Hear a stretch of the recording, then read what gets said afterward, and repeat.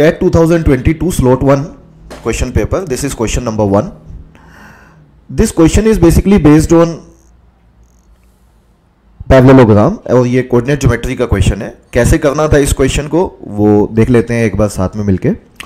Suppose this is a parallelogram which is given ABCD और इसके opposite vertex हमें given है. 3 वर्टेक्स गिवन है, 4th के कोऑर्डिनेट्स बताने हैं हमें.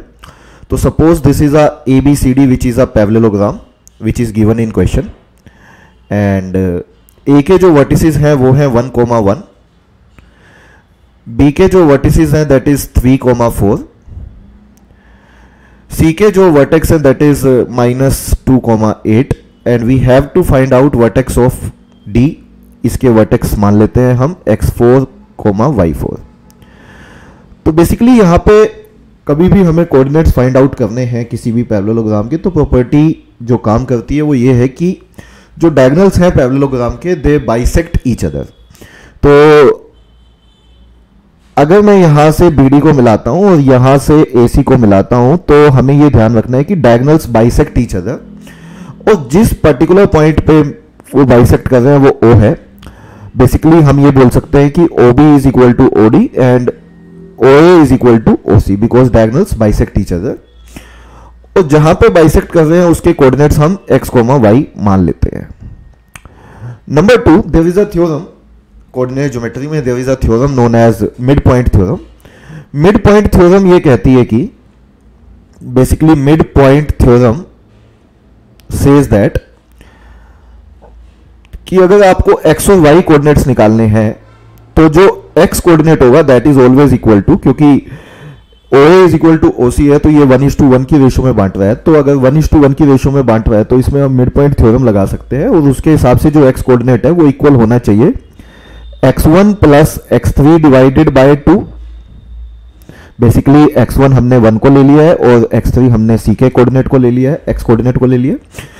और ऐसे ही y जो होगा that basically equals to y1 plus y3 divided by 2. Basically opposite में जो वर्टेक्स हैं y1 और y3 A और C के कोऑर्डिनेट्स डिवाइडेड बाय 2.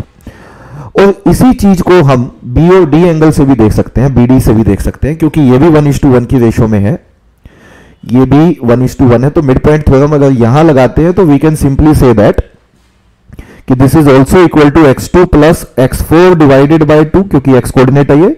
और यहां से देखें अगर BD के हिसाब से तो this is basically equals to y2 plus y4 divided by 2. और अब अगर हम इन दोनों को कंपेयर करते हैं तो यहां से 2 से 2 कैंसिल आउट हो जाएगा नीचे वाला और हमारा जो निकल के आएगा वो ये आएगा रिजल्ट कि अपोजिट वर्टेक्स का जो सम होता है बेसिकली वो हमेशा इक्वल होता है पैरेललोग्राम के केस में. And same result holds for y coordinate also, that is y1 plus y3 is also equals to, वो यहां से आ जाएगा हमारा, that is equals to y2 plus y4 divided by 2 से 2 कैंसिल आउट हो चुका है. तो ये अपोजिट वर्टेक्स का जो सम होता है वो हमेशा इक्वल होता है. इसको हम एक रिजल्ट की तरह भी याद कर सकते हैं आगे से.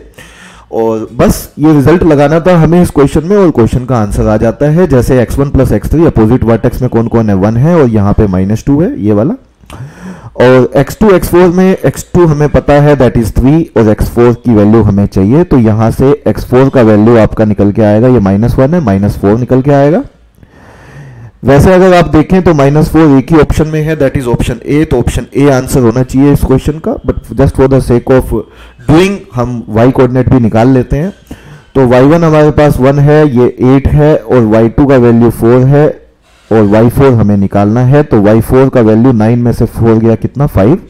तो -4, 5 आंसर होना चाहिए इसका. आंसर ऑप्शन A मैच करता है. आंसर ऑप्शन A ही सवाल का सही आंसर था.